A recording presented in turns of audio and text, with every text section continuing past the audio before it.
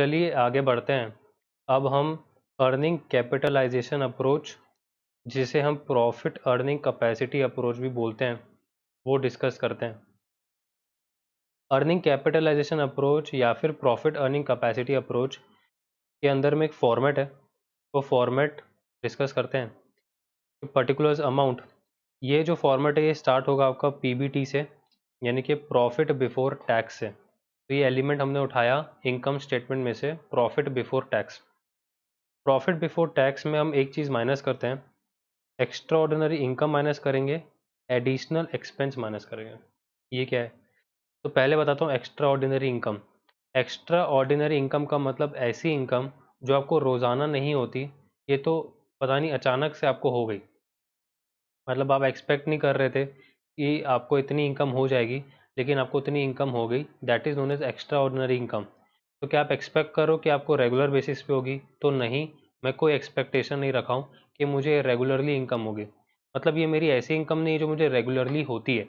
ये तो पता नहीं अचानक से अच्छा हुआ, भगवान की कृपा हुई और मुझे बहुत अच्छा एक्स्ट्रा ऑर्डिनरी इनकम हो गई। तो इसका मतलब ये निकला कि ऐसी एक्स्ट्राऑर्डिनरी इनकम फ्यूचर में कंटिन्यू नहीं होगी, तो इसको मैं यहाँ पे माइनस कर दूंगा। दूसरा है एडिशनल एक्सपेंस। एडिशनल एक्सपेंस मतलब फ्यूचर में अगर मुझे कोई ऐसा खर्चा है जो होने वाला, जो अभी नहीं हो रहा, क्योंकि अगर अभी हो रहा होता तो प्रॉफिट बिफोर टैक्स में वो कट चुका होता, लेकिन अभी वो खर्चा मुझे नहीं हो रहा, मुझे फ्यूचर में लग रहा है कि फ्यूचर में रेगुलर बेसिस में मुझे वो खर्चा होगा। जैसे कि मैं कोई मार्केटिंग का खर्चा चालू करने वाला हूँ अगले साल से, और मैं हर साल करते जाऊँगा। तो अगर मैं ये खर्चा हर साल करते जाऊँगा और अभी नहीं हो रहा है, यानी कि एडिशनल खर्चा है जो मुझे फ्यूचर में बियर करना है, तो इसे भी मैं लेस करूँगा। तो एक्स्ट्रा ऑर्डिनरी इनकम को लेस करने का कारण ये था कि फ्यूचर में मुझे ऐसी इनकम नहीं होगी, तो इस इनकम को यहाँ से हटाओ, जो कि पीबीटी में जुड़ा हुआ है। और एडिशनल एक्सपेंस को माइनस करने का पर्पस ये था कि सिंस अभी मेरे पास ये खर्चा नहीं हो रहा बट फ्यूचर में होएगा, तो सिंस फ्यूचर में होएगा तो इसको लेस कर दो, क्योंकि मेरा पीबीटी में से आगे चल के वो लेस होगा, तो उसको मैंने अभी लेस कर दिया। जैसा ये कंसेप्ट था एक्स्ट्राऑर्डिनरी इनकम और एडिशनल एक्सपेंस का, वैसा ही एक्स्ट्रा ऑर्डिनरी लॉस और एडिशनल इनकम का है कि मेरे को कोई इस बार एक्स्ट्रा ऑर्डिनरी लॉस हो गया, जो कि मैं एक्सपेक्ट नहीं कर रहा था कि मुझे ऐसा लॉस हो जाएगा, बट या फिर ये मेरा नॉर्मल लॉस भी नहीं है, ये मेरा एक्स्ट्रा ऑर्डिनरी लॉस है, जो कि मैंने एक्सपेक्ट नहीं किया था हो सकता है। कहीं फायर लग गया, बहुत सारा नुकसान हो गया, तो एक्स्ट्रा ऑर्डिनरी लॉस हो गया। तो सिंस इस बार मेरा वो लॉस हो गया है, इसलिए मेरा प्रॉफिट बिफोर टैक्स कम हो गया है, आगे मेरा वो लॉस नहीं होगा, तो इसे मुझे ऐड बैक कर देना चाहिए। एक बात तो आपको पता है कि प्रॉफिट में से जो लॉस वाले आइटम होते हैं वो लेस होते हैं और इनकम वाले आइटम ऐड होते हैं। ये नॉर्मल केस है कि जो आपका लॉस वाला आइटम है वो आप हटा दोगे वहाँ से, और इनकम वाला आइटम ऐड करोगे, तब जाके आप प्रॉफिट निकालते हो। तो इसका मतलब ये कि ये जो एक्सटर्नल लॉस है ये लेस हो चुका है ऑलरेडी प्रॉफिट बिफोर टैक्स में। बट सिंस ये मेरे को फ्यूचर में ये लॉस नहीं होगा, बस इस बार हो गया किसी गलती से या कोई भी कारणवश हो गया, आगे मैं एक्सपेक्ट नहीं कर रहा हूँ ऐसा होगा, तो सिंस मेरा प्रॉफिट बिफोर टैक्स इस लॉस के कारण थोड़ा कम हो गया है, मुझे इसे ऐड बैक कर देना चाहिए। तो इसलिए मैंने यहाँ पे उसको ऐड बैक कर दिया एक्सटर्नल लॉस को। एडिशनल इनकम, तो एडिशनल इनकम का मतलब ये है कि अभी आपको कोई इनकम नहीं हो रही, लेकिन आपको एक्सपेक्टेशन है कि आगे चल के एडिशनल इनकम आपको कुछ होती जाएगी। कुछ ऐसा आप कहीं पे पैसा लगा रहे हो, इन्वेस्ट कर रहे हो, या फिर कोई और कारणवश आपको कोई इनकम चालू हो जाएगी आना, और वो रेगुलर बेसिस पे हर साल होती रहेगी। तो सिंस अभी वो इनकम आपको नहीं हो रही, तो आपके पीबीटी में शामिल नहीं है। आगे वो इनकम होगी तो इस पीबीटी में, जो अभी का पीबीटी है, उसमें उसको जोड़ देना चाहिए। इसलिए हम एडिशनल इनकम को जोड़ देंगे। ये क्यों कर रहे हैं, मतलब प्लस माइनस क्यों कर रहे हैं? ये इसलिए कर रहे हैं क्योंकि हमको एक future maintainable profit before tax निकालना है। अर्निंग कैपिटलाइजेशन अप्रोच का मतलब ये है कि फ्यूचर में जो आप अर्निंग मेंटेन कर पाओगे, अर्निंग का मतलब प्रॉफिट ही होता है, तो फ्यूचर में जो आप प्रॉफिट मेंटेन कर पाओगे, यानी कि फ्यूचर में जो अर्निंग मेंटेन कर पाओगे, उसको कैपिटलाइज करेंगे। और उसको कैपिटलाइज करेंगे तो जो हमारे पास वैल्यू आएगी वो होगी इंट्रिंसिक वैल्यू, और इस अप्रोच को बोलते हैं अर्निंग कैपिटलाइजेशन अप्रोच या फिर प्रॉफिट अर्निंग कैपेसिटी अप्रोच। तो मुझे future maintainable profit before tax, short में एफ एम पीबीटी निकालना था, इसलिए मैंने अभी के जो करंट पीबीटी है उसमें से ये सारे आइटम प्लस माइनस किए। ये जो मेरा future maintainable profit before tax FMPBT आया, इसको मैं बोलता हूँ existing profit from old operations. मतलब अभी मेरा कितना प्रॉफिट होएगा आगे चल के, एग्जिस्टिंग प्रॉफिट ओल्ड ऑपरेशंस। यहाँ ओल्ड ऑपरेशन लिखने का पर्पस ये है कि अगर मैं फ्यूचर में कोई नया प्रोडक्ट लॉन्च करता हूँ या फिर कोई नया सर्विस देना चालू करता हूँ, तो उससे भी मुझे कुछ ना कुछ PBT अराइज होगा। तो ये जो PBT आप निकाले हो, future maintainable profit before tax, ये जो आप अभी बिजनेस कर रहे हो, यानी कि अभी जो आप ऑपरेशंस कर रहे हो, उसका प्रॉफिट है। तो अगर आगे चल के नया प्रोडक्ट लॉन्च करोगे या कोई नई सर्विस दोगे, उससे भी तो कुछ ना कुछ PBT आएगा, तो उसे भी यहाँ जोड़ना चाहिए। क्यों? क्योंकि मैं ये सोच रहा हूँ कि मुझे फ्यूचर में क्या क्या अर्निंग होगी, मुझे वो निकालना है। फ्यूचर में क्या क्या प्रॉफिट होंगे, वो सब मुझे निकालना है। तो यहाँ पे मुझे प्रॉफिट या PBT फ्रॉम न्यू प्रोडक्ट और सर्विस ऐड कर देना चाहिए। तो फ्यूचर में जो मेरे सेल्स होंगे, जो मुझे एक्सपेक्टेशन है, उसमें से मैं अपने ऑपरेटिंग एक्सपेंसेस लेस करूँगा, जैसे कि material cost, labour cost, fix cost वगैरह लेस करूँगा। इसमें मैं इनडायरेक्ट इनकम जोड़ दूंगा और इंटरेस्ट एक्सपेंसेस लेस कर दूंगा, तो मेरा PBT आ जाएगा। तो ये जो फॉर्मेट है, sales, operating expense, indirect income, interest expense, ये पूरा इनकम स्टेटमेंट के थ्रू मैंने लिया है। मतलब वही इनकम स्टेटमेंट जो मैंने आपको लिखाया है ऑलरेडी, वही कैरी फॉरवर्ड हो रहा है, तो आपका PBT आ जाएगा। ये वाला PBT ऐड हो जाएगा जो ऑलरेडी आप PBT निकाल चुके हो, FMPBT। तो ये हो जाएगा टोटल FMPBT। अब टोटल FMPBT में क्या करोगे आप? टोटल FMPBT आ गया ये वाला। टोटल FMPBT में आप टैक्स माइनस कर दोगे, क्योंकि PBT में ही टैक्स कैलकुलेट होता है, क्योंकि PBT का फुल फॉर्म ही प्रॉफिट बिफोर टैक्स होता है। तो टैक्स आप लेस कर दोगे तो आपके पास आ जाएगा FM पैट, यानी कि future maintainable profit after tax. इस FM पैट को आप डिवाइड कर दोगे कैपिटलाइजेशन रेट, यानी कि कॉस्ट ऑफ कैपिटल से, तो आपकी पूरे के पूरे बिजनेस की वैल्यू आ जाएगी 4/5, यानी कि फोर्थ सीरियल नंबर यानी कि FM पैट, और फिफ्थ सीरियल नंबर यानी कि कैपिटलाइजेशन रेट। इसको डिवाइड कर दोगे तो पूरे के पूरे बिजनेस की वैल्यू आ जाएगी कि आपका पूरा का पूरा बिजनेस का वैल्यू कितना है। इस बिजनेस की वैल्यू के अंदर में दो वैल्यू शामिल होती है हमेशा, एक होता है वैल्यू ऑफ डेट और एक होता है वैल्यू ऑफ इक्विटी। क्योंकि एक बिजनेस का जो कैपिटल होता है वो डेट से बना रहता है और इक्विटी से बना रहता है।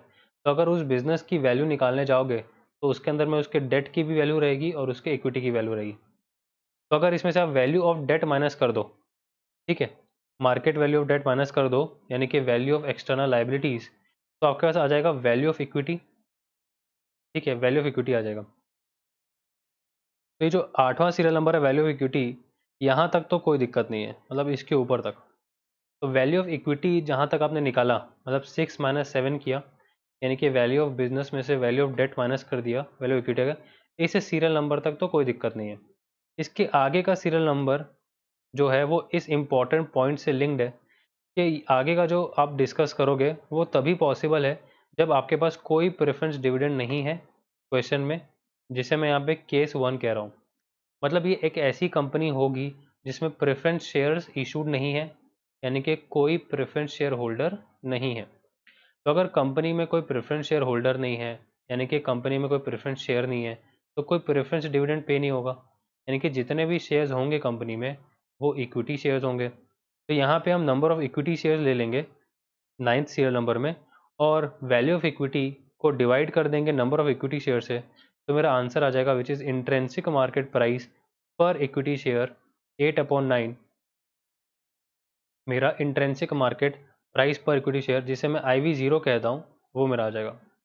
तो अर्निंग कैपिटलाइजेशन अप्रोच से IV0 इस तरीके से निकलता है, इस फॉर्मेट से निकलता है। तो सिंस यहाँ पे मैंने केस 1 डिस्कस किया है, जहाँ पे प्रेफरेंस डिविडेंड नहीं रहेगा तो आप ऐसा करोगे, अगर प्रेफरेंस डिविडेंड दिया रहेगा तो आप कैसा करोगे। तो अगर आपको प्रेफरेंस डिविडेंड दिया हुआ है, यानी कि कंपनी के पास कुछ प्रेफरेंस शेयर होल्डर्स हैं जिन्हें प्रेफरेंस डिविडेंड देना पड़ता है, तो वहाँ पे आप केस 2 डिस्कस करेंगे। इसको आप स्टार्ट करोगे FM पैट से। तो ये जो आपका FM पैट आया था, फोर्थ सीरियल नंबर, वो FM पैट से आपका एक दूसरा फॉर्मेट चालू होगा।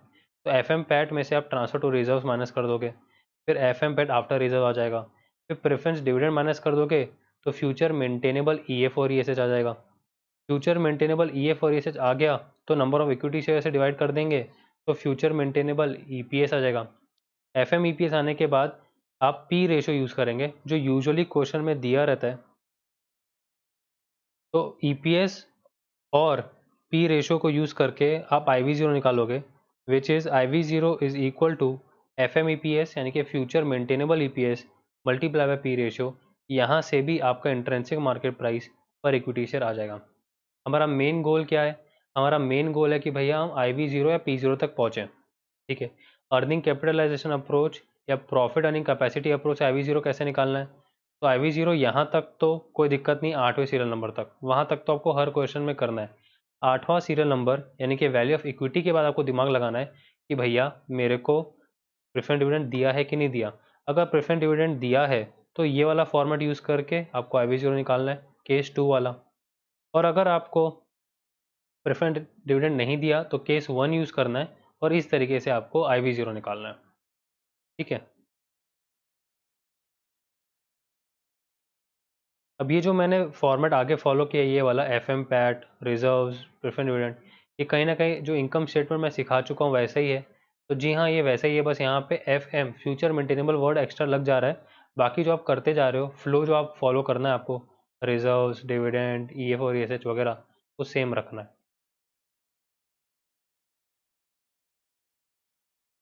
आइए इसका एक क्वेश्चन कर लेते हैं। Eagle Limited reported a profit of 77 lakh after 30% tax for the financial year 11-12। तो आफ्टर 30% टैक्स अगर प्रॉफिट है, यानी कि प्रॉफिट आफ्टर टैक्स है 77 लाख, पैट दिया हुआ है। An analysis of the accounts revealed that the income included extraordinary items of 8 lakhs and an extraordinary loss of 10 lakh। तो जो आपकी इनकम है, यानी कि जो आपका PBT होने वाला है, उस PBT के अंदर में एक्स्ट्राऑर्डिनरी आइटम की इनकम जुड़ी हुई है 8 लाख और एक्स्ट्राऑर्डिनरी लॉस जुड़ा हुआ है 10 lakh. Existing operations except for the extraordinary items are expected to continue in the future। मतलब कहीं ना कहीं फ्यूचर में जो मेंटेन होगा इनकम, उसकी बात कर रहे हैं। In addition the results of the launch of a new product are expected to be as follows. तो नए प्रोडक्ट की सेल्स दी हुई है, ये एक्सपेक्टेड है फिगर सारे के सारे। सेल्स एक्सपेक्टेड कितनी है, मटेरियल कॉस्ट कितना लगेगा, लेबर कॉस्ट कितना लगेगा, फिक्स कॉस्ट कितना लगेगा। You are required to calculate the value of the business given that the capitalization rate is 14%। ठीक है, क्वेश्चन तो पढ़ लिया, पहली रिक्वायरमेंट भी पढ़ ली। अब एक चीज़ मैं बताने वाला हूँ, ध्यान से सुनना, कि ये जो एक्स्ट्राऑर्डिनरी आइटम्स वगैरह क्वेश्चन में लिखा है और ये जो कैपिटलाइजेशन रेट क्वेश्चन में लिखा है, ये दो चीज़ आपको हेल्प करेगा ये आइडेंटिफाई करने में कि ये क्वेश्चन अर्निंग कैपिटलाइजेशन का है। ठीक है, फिर से रिपीट कर रहा हूँ, इस क्वेश्चन में कहीं पर भी नहीं लिखा कि आपको ये वाला क्वेश्चन अर्निंग कैपिटलाइजेशन या फिर प्रॉफिट अर्निंग कैपेसिटी अप्रोच से सॉल्व करना है। ये आपको दिमाग लगाना है कि सॉल्व कैसे होगा। तो मैं आपको एक ट्रिक बता रहा हूँ। ये ट्रिक ये है कि आपको ये चीज़ अगर दिखें, एक्स्ट्राऑर्डिनरी आइटम्स, चाहे वो लॉस का हो चाहे इनकम का हो, और अगर आपको एक कैपिटलाइजेशन रेट वगैरह वर्ड दिख जाए, मतलब ये क्वेश्चन अर्निंग कैपिटलाइजेशन का है। ये दो चीज़ ये आइडेंटिफिकेशन में हेल्प करता है। ठीक है, अब क्वेश्चन के आंसर में चलते हैं। पैड आपको दिया हुआ है 77 लाख, टैक्स आपका 30% है। हमें पता है कि PBT में से अगर 30% टैक्स माइनस कर दिया जाए तो पैड आ जाएगा, यानी कि 70% PBT 77 लाख के बराबर है, यानी कि पैड के बराबर है। तो PBT आ जाएगा 77 लाख अपॉन 70% 110 लाख। तो मेरा PBT आ गया। जैसे मेरा PBT आ गया तो मैं अपना अर्निंग कैपिटलाइजेशन का फॉर्मेट चालू कर सकता हूँ। क्यों? क्योंकि मेरा जो फॉर्मेट है ये PBT पे बेस्ड है। मतलब PBT मेरे पास होना चाहिए, तभी मैं ये फॉर्मेट बना पाऊंगा अर्निंग कैपिटलाइजेशन का और क्वेश्चन सॉल्व कर पाऊंगा। तो PBT आपका है 110 लाख। एक्स्ट्राऑर्डिनरी इनकम 8 लाख जुड़ी हुई है, उसको हटा देंगे। एक्स्ट्राऑर्डिनरी लॉस हट चुका है, उसको वापस ऐड बैक कर देंगे। तो मेरा future maintainable profit before tax FMPBT आ जाएगा, जिसे हम existing profit from old operation कहते हैं। अब इसमें हम प्रॉफिट जोड़ देंगे, यानी कि PBT जोड़ देंगे न्यू प्रोडक्ट का। सेल्स 70 लाख एक्सपेक्टेड है, मटेरियल कॉस्ट 20 लग सकता है, लेबर कॉस्ट 12 लग सकता है, फिक्स कॉस्ट 10 लग सकता है। इनडायरेक्ट इनकम नहीं दिया हो तो नील ले लेंगे, एक्सपेंस नहीं दिया हो तो नील ले लेंगे। PBT आपका आ जाएगा 28 लाख उसको आप इसमें जोड़ देंगे। तो F M P B T plus P B T from the new product, this will give me total F M P B T 140 lakhs. ये जो रुपीज़ चल रहा है अमाउंट, ये लैक्स में चल रहा है, ठीक है।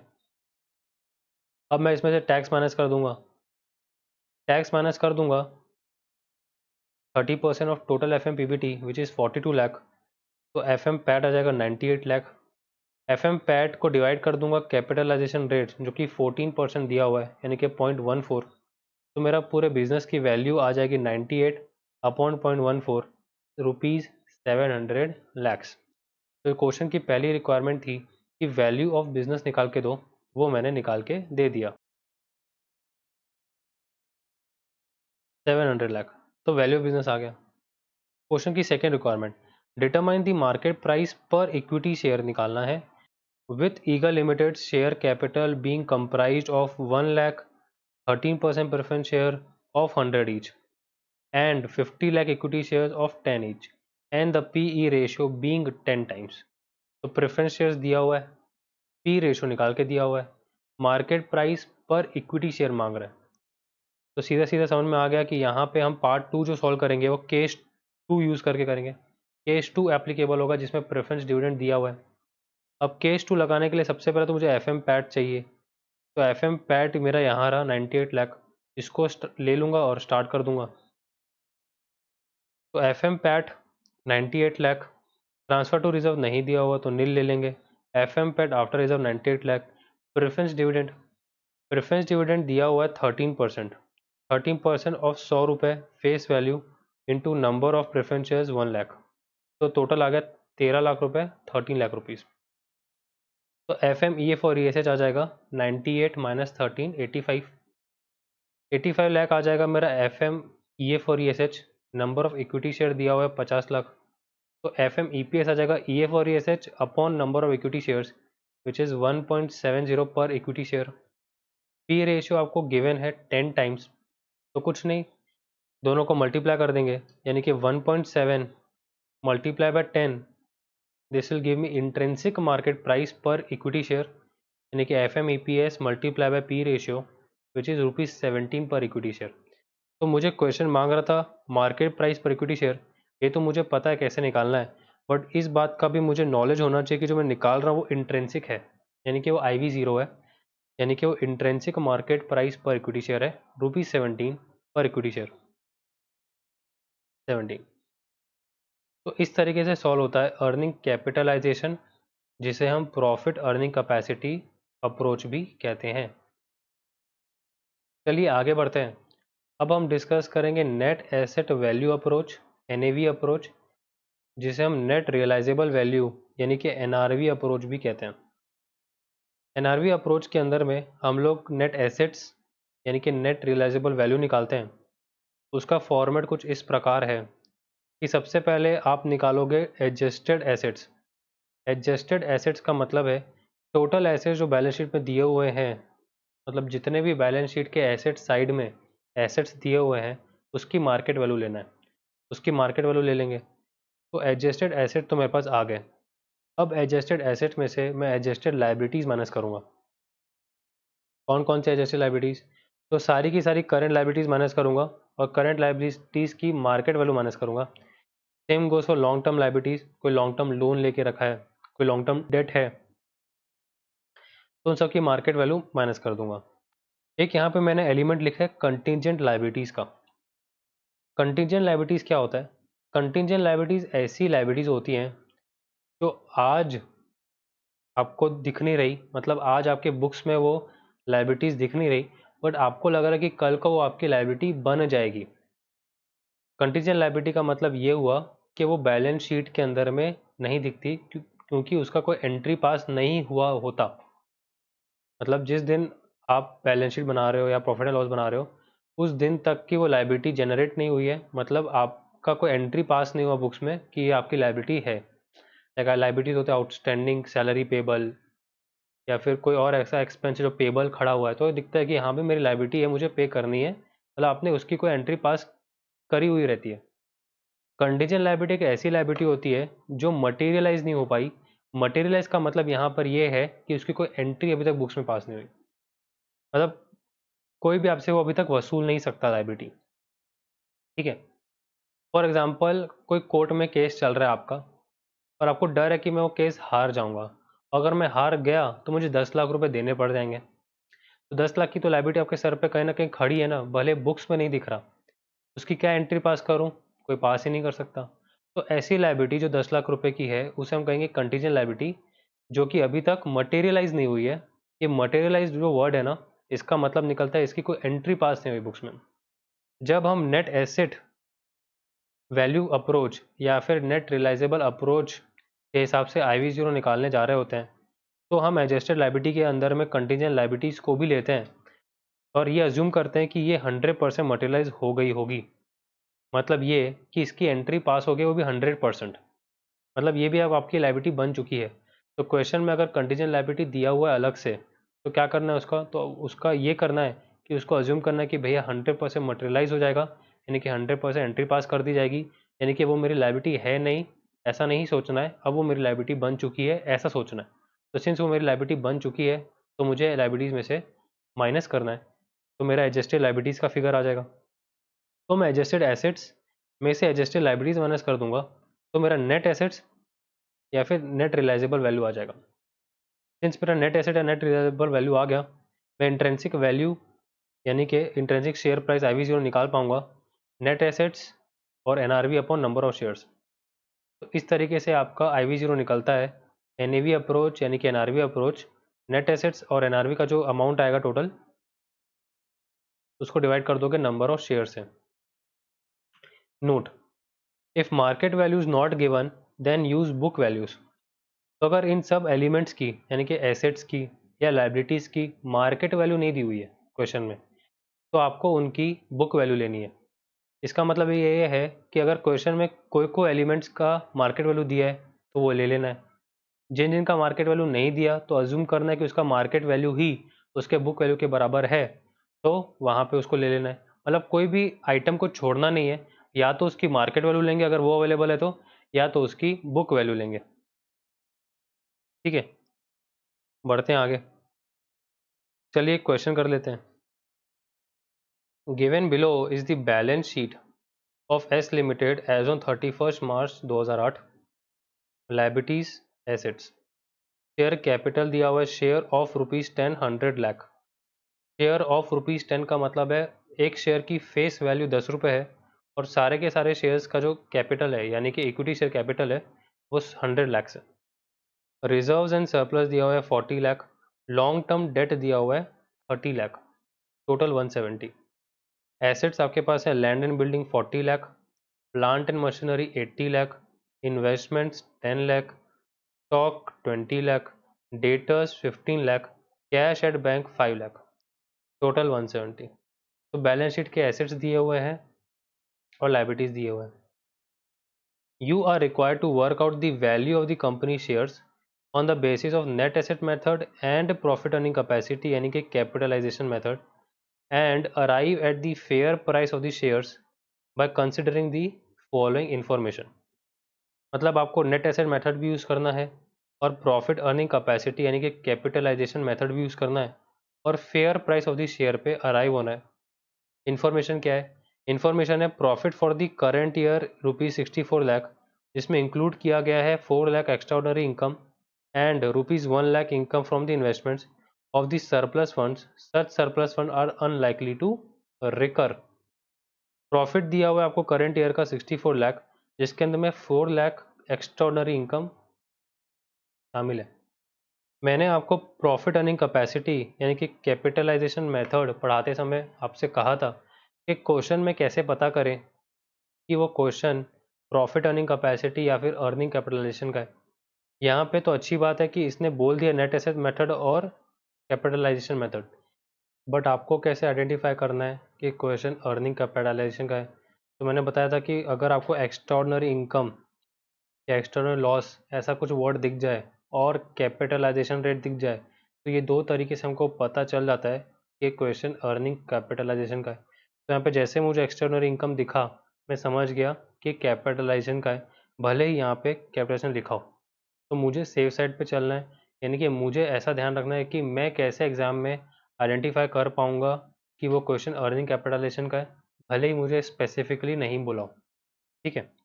अब in subsequent years additional advertisement expenses of 5 lakh are expected to be incurred each year. तो एडिशनल एक्सपेंस दिया हुआ है जो आपको आगे चल के होगा, जो अभी नहीं हो रहा है। Market value of land and building and plant machinery have been ascertained at rupees 96 lakh and rupees 100 lakh respectively.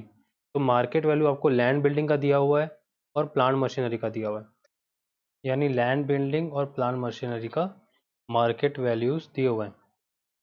This will entail additional depreciation of rupees 6 lakh each year.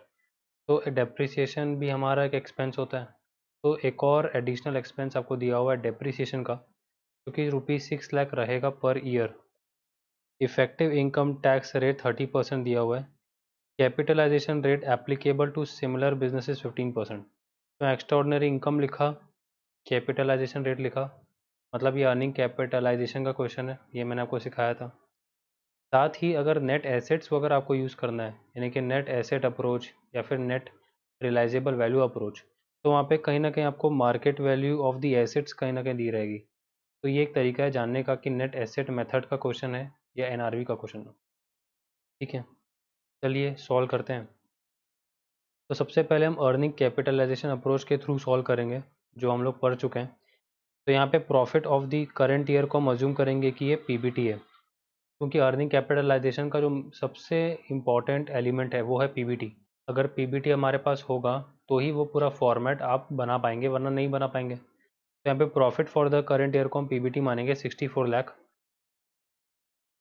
फिर इसमें एक्स्ट्राऑर्डिनरी इनकम जो दो दी हुई है, एक 4 लाख का दिया हुआ है और एक 1 लाख का दिया हुआ है, 5 लाख माइनस कर देंगे।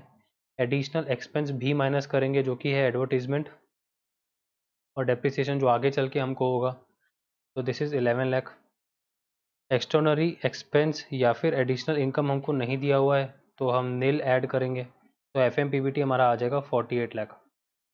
एफ एम पीबीटी में हमको नया प्रोडक्ट का कोई पीबीटी नहीं दिया हुआ है तो नील ले लेंगे, टोटल एफ एम पीबीटी आ जाएगा 48 लाख।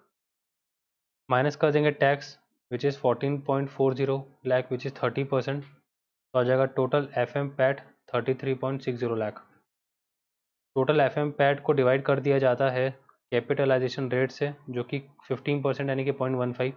तो मेरे पास वैल्यू ऑफ द बिजनेस आ जाएगा VOB 224 लाख। अब वैल्यू ऑफ डेट इसमें से माइनस करेंगे।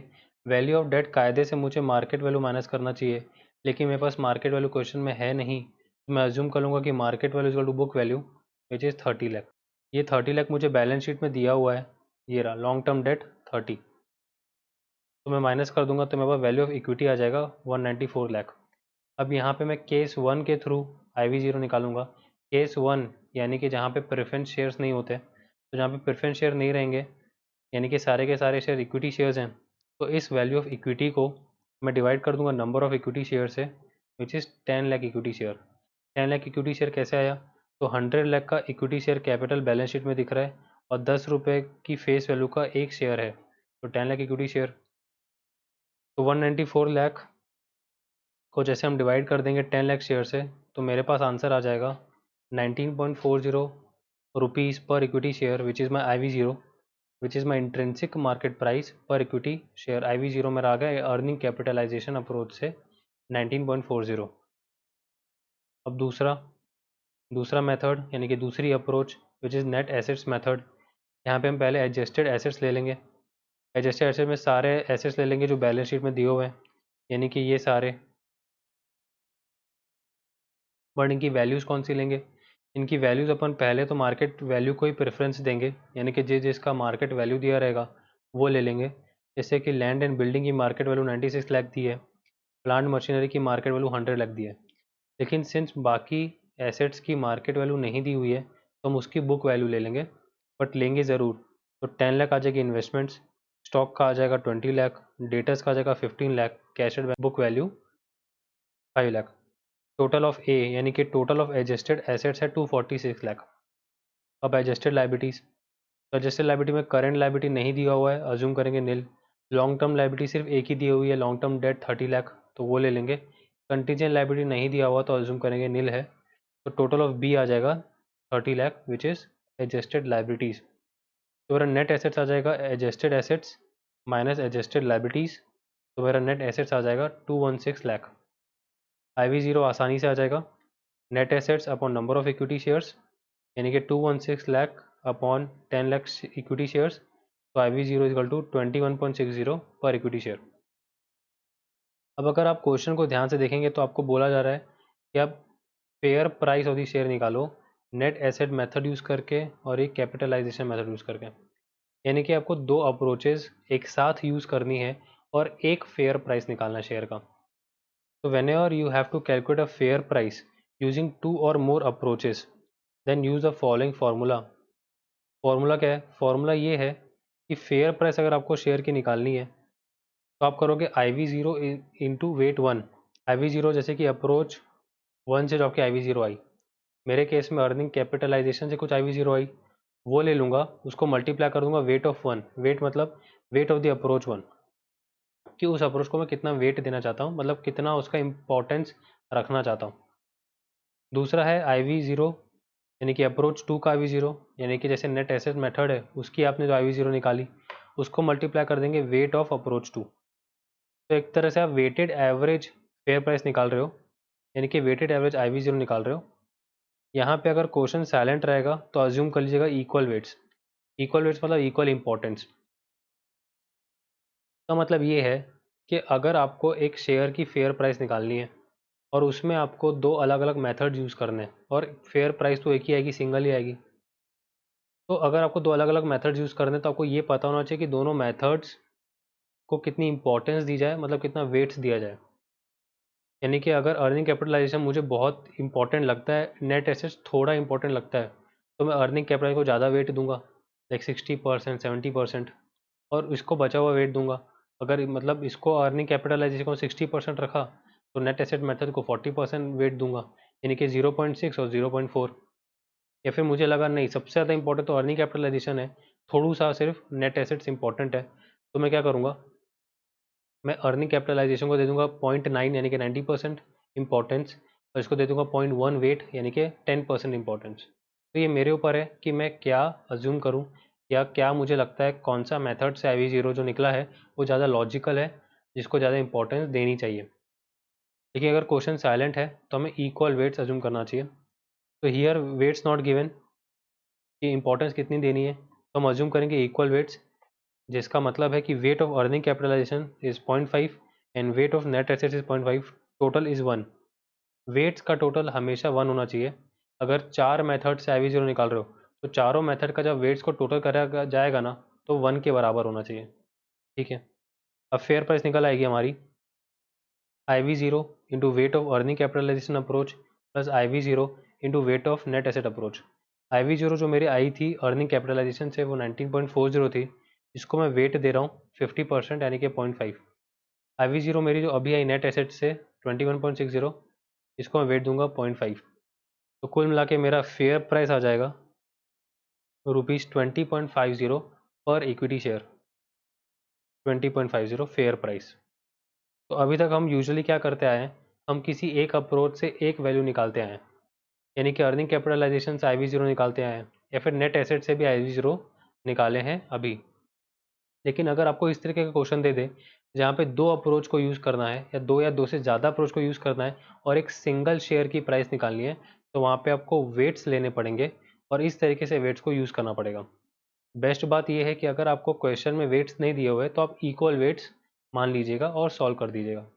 ठीक है, तो इस तरीके से एक कॉम्बिनेशन वाला क्वेश्चन सॉल्व होता है अर्निंग कैपिटलाइजेशन का और नेट एसेट या फिर NRV अप्रोच का। ठीक है।